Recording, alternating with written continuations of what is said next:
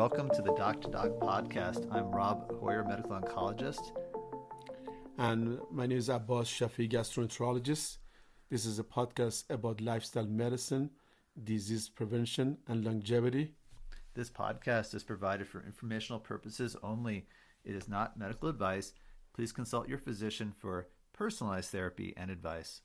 Our goal is to enable individuals to become CEO of their health by managing their diet, exercise, sleep, and stress to prevent common disease. Hi, everyone. Welcome to today's show, where we're going to talk about different diets.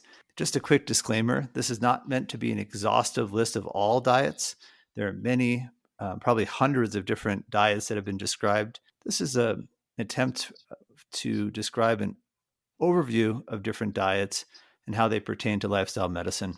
We'll start out with a quick description of calorie intake, and I'll hand it over to Abbas. Thanks, Rob. One of the questions that we should always ask why we are eating, and there's two main reasons why we're eating food, because it's things that we do on a daily basis most of our life, and the question we should answer why we are eating. The main reason that we're eating is energy for our activity, which is growth and all functioning of our body, such as breathing, digesting food, keeping warm, immune system functioning to prevent disease and defend the body. So this is very essential eating for survival. So eating is the main source of our daily functioning. That's the main reason. And the second reason that we eat is for pleasure, habits. Almost for any social activity that we do is related to food. So not only we need for daily survival, how long a body needs to survive without any food? For water alone or hydration is only 3 days, but eating we can survive up to 3 weeks. The food is the great pleasure in our life. That's if you look at the 3 pleasures of the life that I tell my patient is eating, having an intimate relationship, and having a good elimination.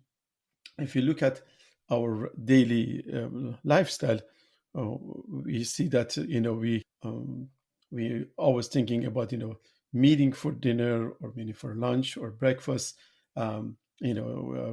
Always if you go on a date, it's mostly around dinner. And so if you go to any rituals, or whether it's wedding or whether it is birthday, ceremonial, through the history of mankind, they've all been around food. You would not believe that we about 200 times a day we make some food decision. However, we are unaware of 90% of them. So we eat for survival as well as for pleasure as part of our ritual and daily functioning and diet. How much calorie do you need? For the calorie that we require is based on few things. Number one, the size, physical activity and exertion, disease process, age, and overall physical conditioning. So that's the create how much calorie that we need per day. And moderate active women need 1,800 to 2,000 calorie. Men about 2,200 to 2,800. Children, based on their age, is varies from their age as well as gender as well as their activity from 4 to 8, about 1,200 calorie per day. 8 to 14 to 1,800 calorie, again based on race, gender, and activities. So staying alive and being healthy is not the same. For a healthy diet, it is very important that we maintain a good, healthy diet, behavior, rest, as well as great environment. Providing the body with essential nutrition, fluid, macro nutrition as well as macronutrition. The macronutrients such as protein, mineral, macronutrients such as vitamins, as well as adequate fiber, food energy. So these what make us to eat for survival as well as for pleasure of living. Thanks, Yeah, Abbas. And we're you going to can. talk a little bit about different types of diets. And so Abbas spoke about calories. So you can think about these diets as how get the calories. And the, basically, there's thousands of different types of foods, and how we get those calories, what proportions of plants and animals and other types of foods, carbohydrates, fats, and whatnot you eat is really the diet. And so these are presented in no particular order. We'll just start off here with I'll describe a couple diets, and then Abbas will describe a couple more, and we'll have a discussion about them. So I'm going to start out here with the so-called plant-based diet, and this is a plant-based is a pretty broad term. There are many different types of plant-based diets, and basically what we talk a lot about in this podcast is what's called the whole food plant-based diet. And just want to make a big distinction. This is not necessarily a vegan diet. A vegan is a more social term, which has to do with avoiding any animal product whatsoever.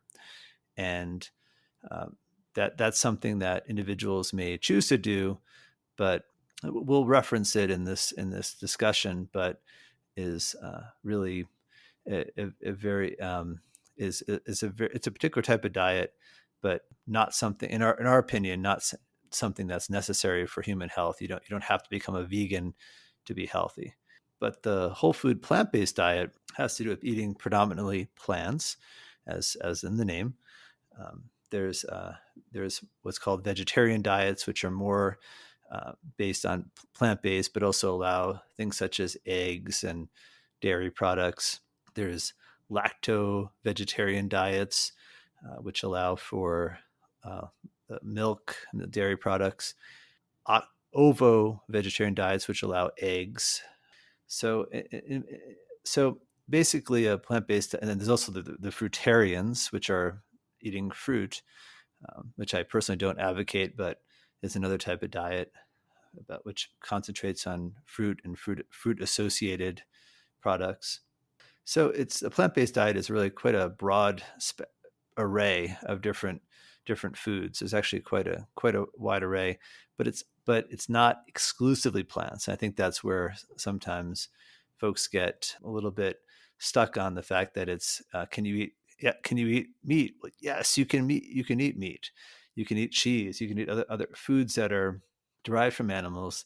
The idea of the diet is based mainly on plants, and there's a good array of evidence to support the plant-based diet.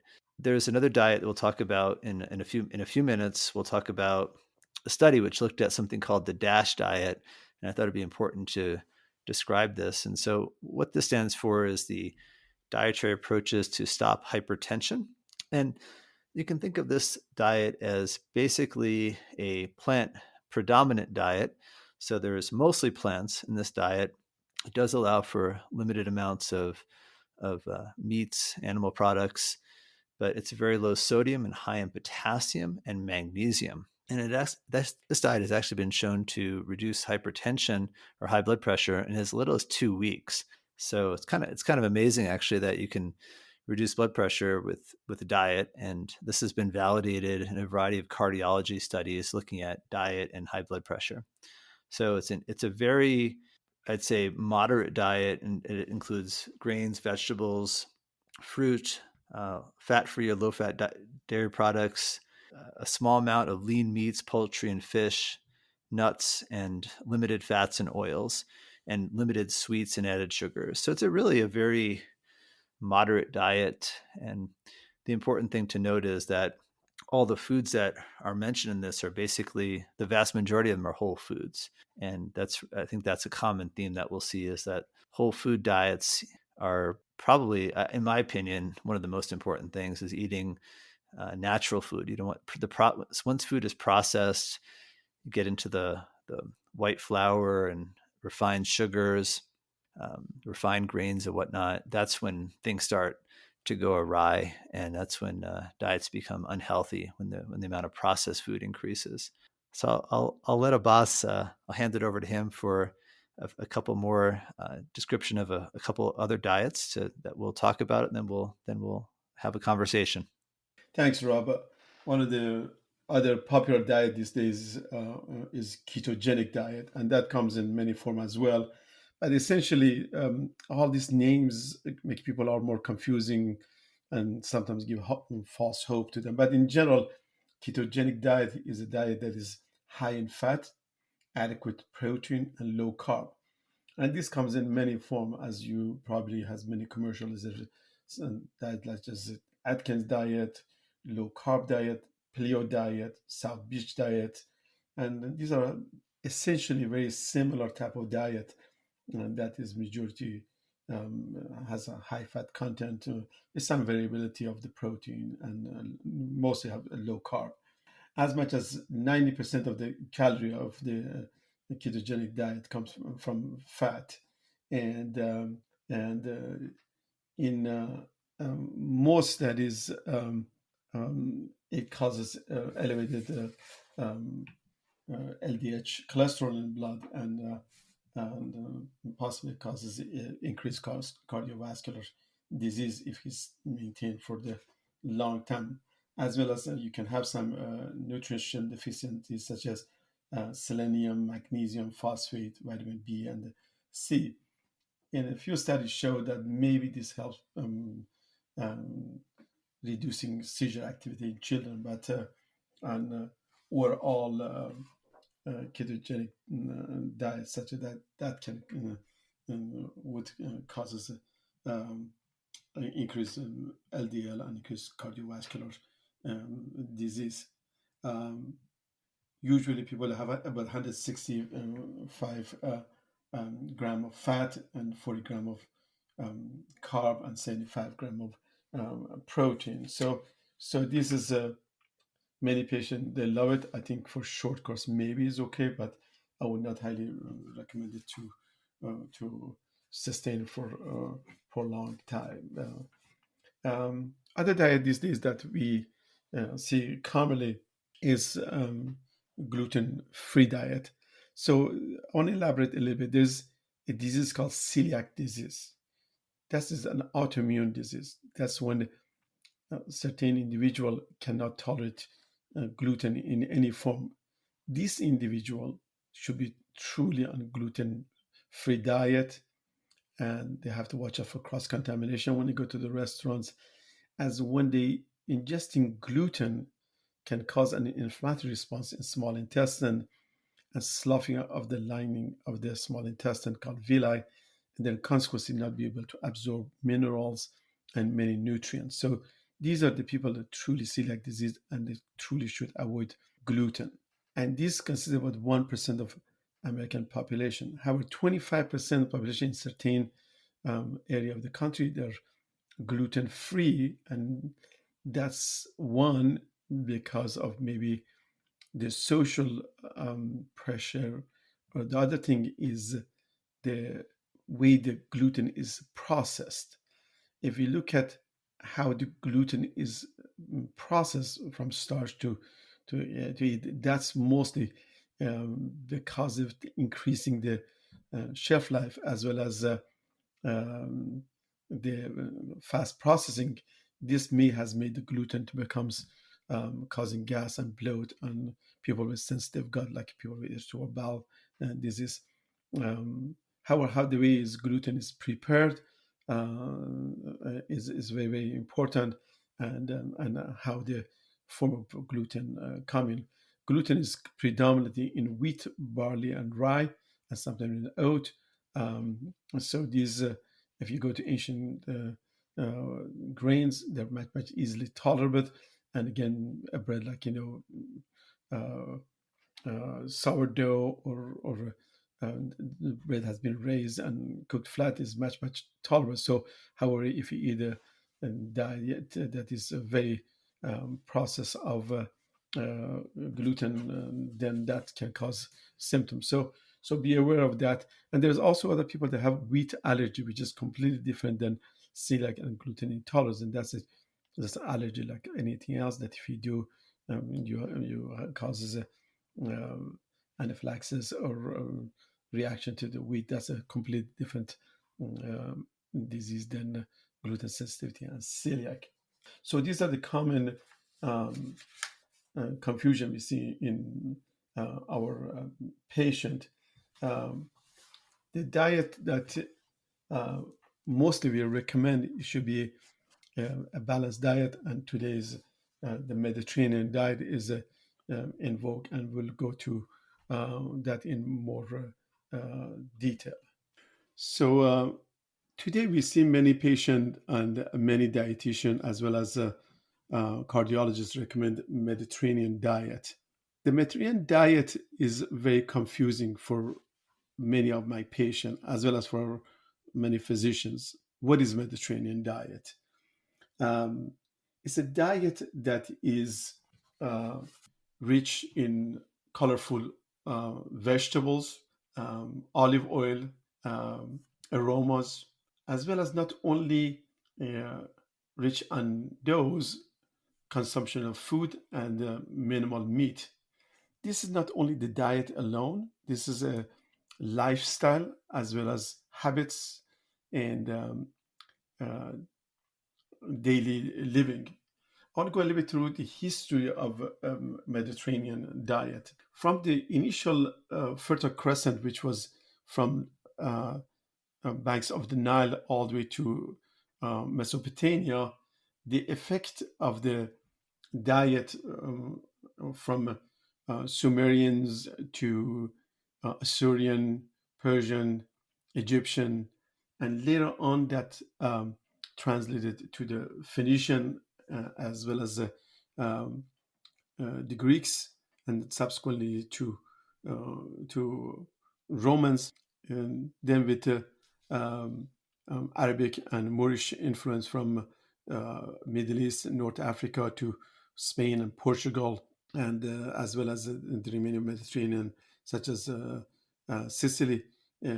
So consequently, this diet has been evolving through the years, and this diet was not uh, a main daily concern um, in Western society until 1950s, when uh, scientists um, they start looking at the lifestyle. What they notice, the people will live in a poor condition in Italy and Mediterranean. They are living much healthier life than the rich people in New York City as well as other cities. So this in 1950s, post World War II, as I mentioned,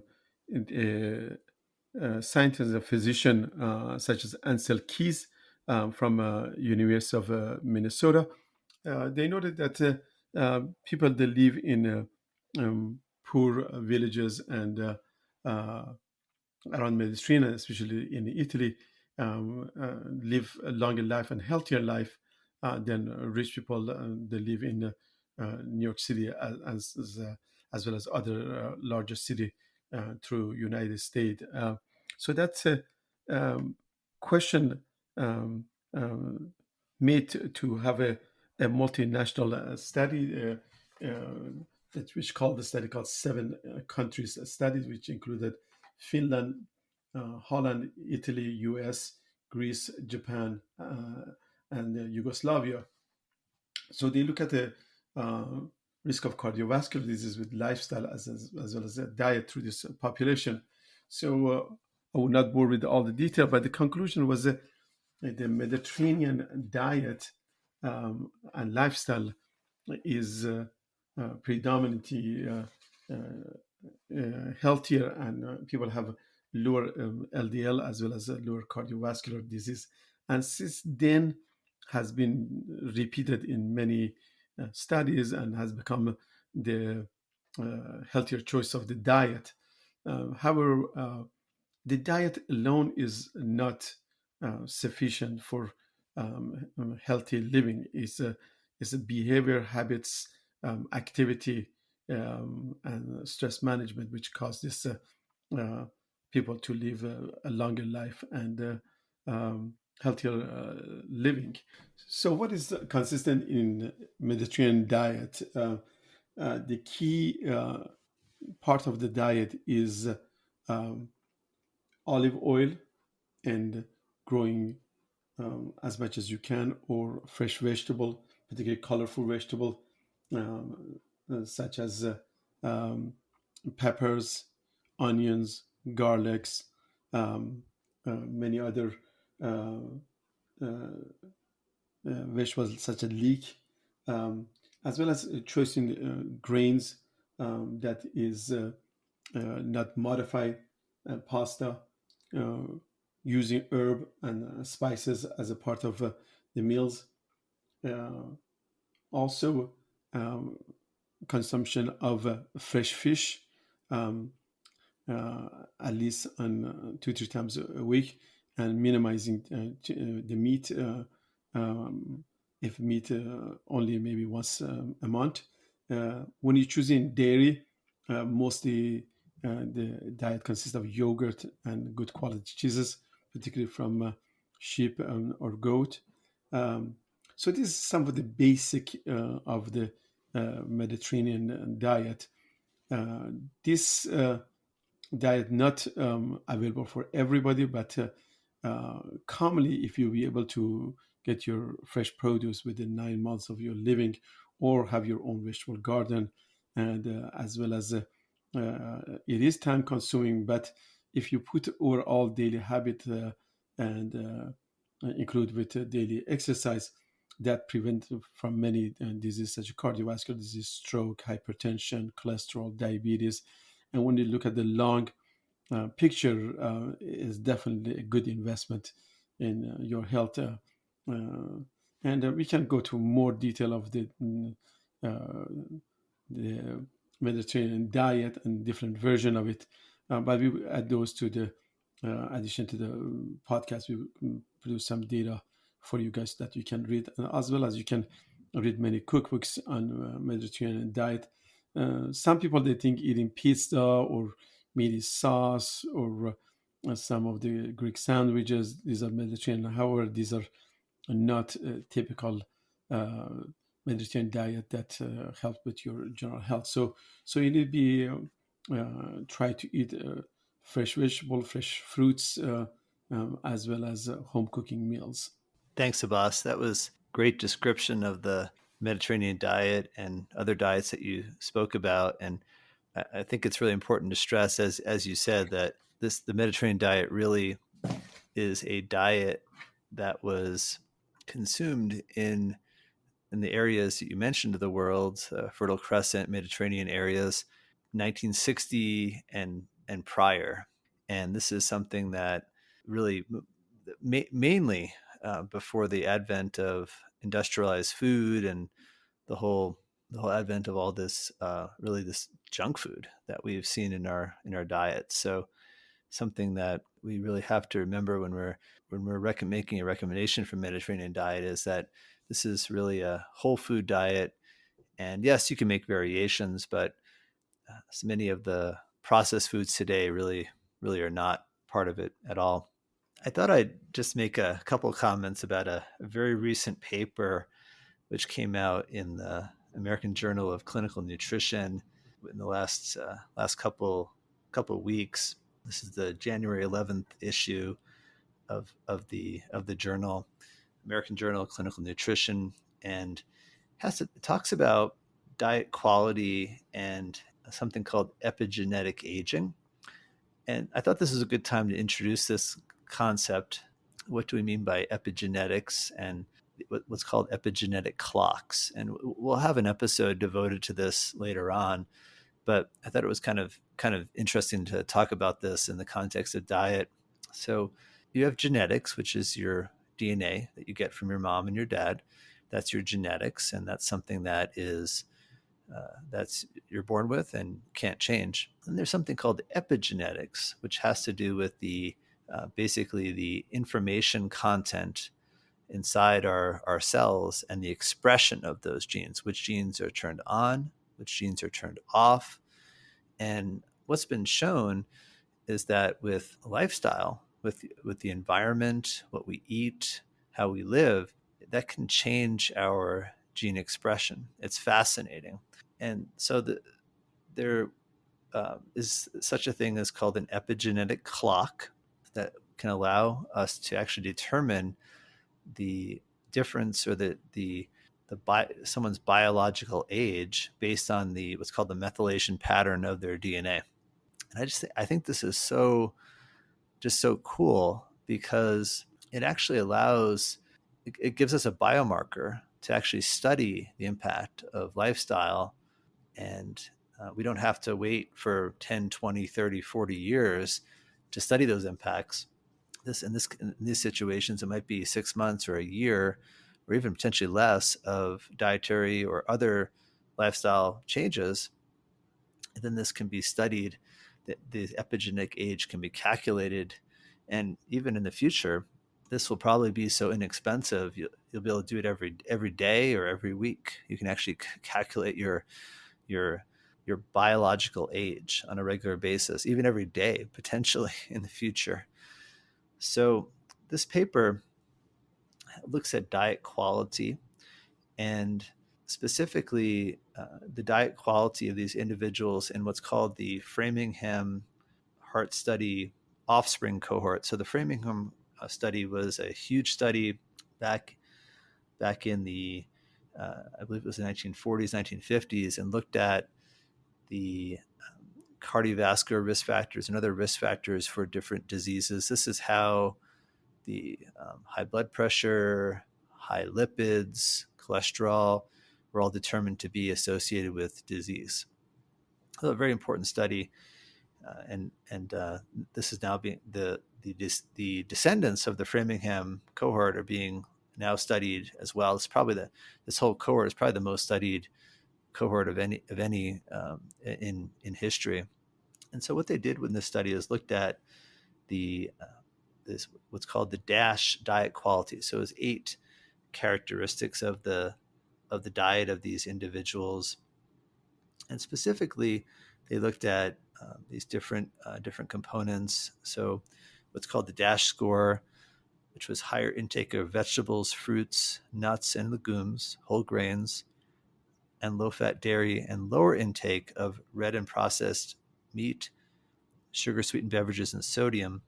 And they actually calculated a score for each of these individuals. And then they ran the what's called these epigenetic clocks. And there's a couple different clocks that they use, but there's one called the Horvath clock that they looked at, and were able actually to determine that the individuals who had the highest score had the slowest rate of aging, and individuals with the lowest score had the highest rate of aging.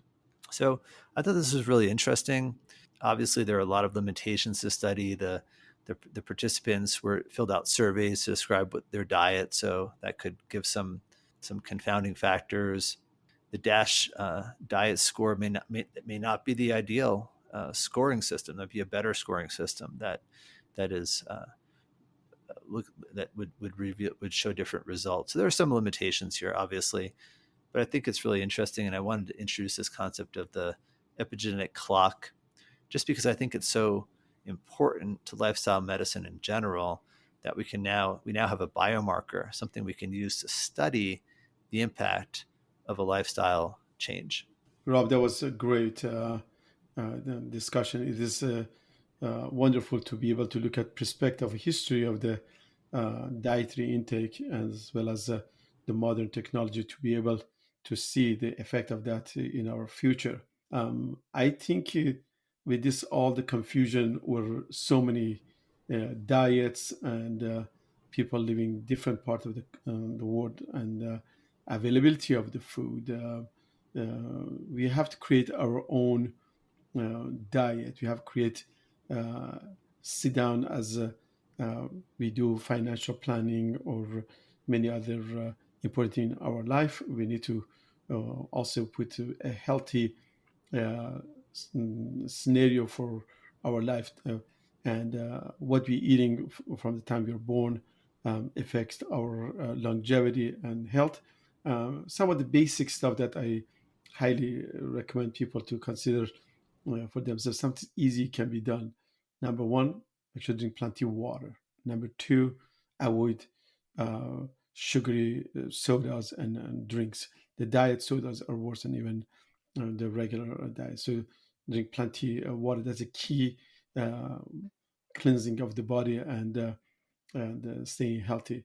Uh, Other thing that you can incorporate is a daily activity. Whatever is reasonable for you, at least 30 minutes per day, as well as put 30 minutes a day for your mental relaxation, meditation, and other things. Uh, Try to eat at home. Try to choose at least 80% plant-based diet, then supplement with fish, chicken, and avoid red meat, and particularly in processed food. And be thankful to what you have.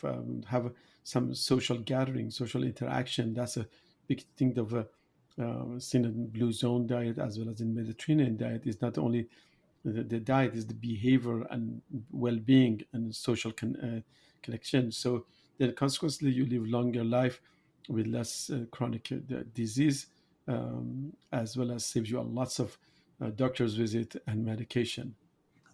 Great comments, Abbas, and I completely agree. I've read a variety of different diet books and articles, and there's a lot of it. It almost kind of feels like dogma about diets, about Mediterranean or plant based or keto. And as an oncologist, we see a lot about different diets, and I get this question a lot about what should I eat, what diet is best for my cancer, and the short answer is we really don't know. Um, the I can say, just as you mentioned, avoiding sugar, processed food is likely. I'm nearly certain is very important.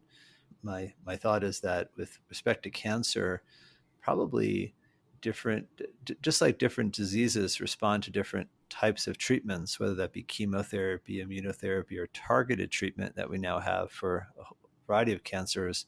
Different diseases likely respond differently to diet, and so it's when I'm seeing patients with advanced cancer and or even early stage cancer, we're talking about diet. It really involves finding a diet that is sustainable. And what I mean by that is sustainable for the individual, for sustainable for you, that you can do this for a long period of time.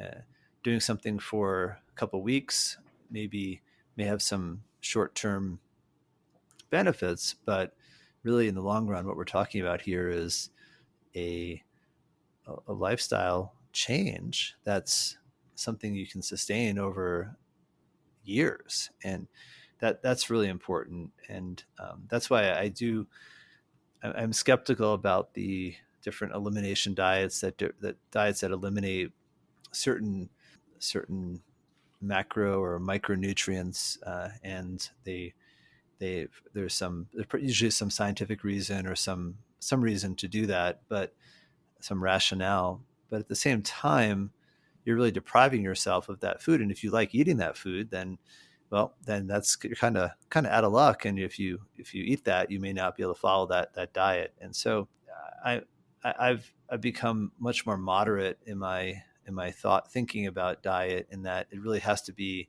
something that comes from the individual and something that has to be customized for each person. That's so great. Today we see many people, they go on this cleansing diet and they go on this crush diet and they feel they lost a lot of weight in a matter of a few weeks to months. But unfortunately, many of these things not sustainable, and over 90% they will regain the weight within 1 year. Many studies have shown that. So overall, I think we should look what we can afford, as well as taking sometimes, as we do for our work, for many other things, just invest in our daily life, and uh, in the long term, I think will pay off. Um, uh, Rob, any other comments? No, I think that was thanks for the great discussion, and we'll be back and with our next episode soon. We'd love to do an episode about how to do a Mediterranean diet on a budget. I think that'd be a really fun conversation to have that description and just really some ideas about how to do this in a cost-effective way. Exactly. And the thing is, today we use spices more as a taste, but I like to also have an episode talk about spices as medicine, as preventing chronic illness. So if some of the ancient cultures, they use that as a, not only as a enhancing the taste, is for preventive disease. Thanks everybody again for listening. Please send us your comment, and we'll be glad to answer any of them. If we do not know, we'll try to research for that and give you our honest answer. Thanks, everyone. Thank you.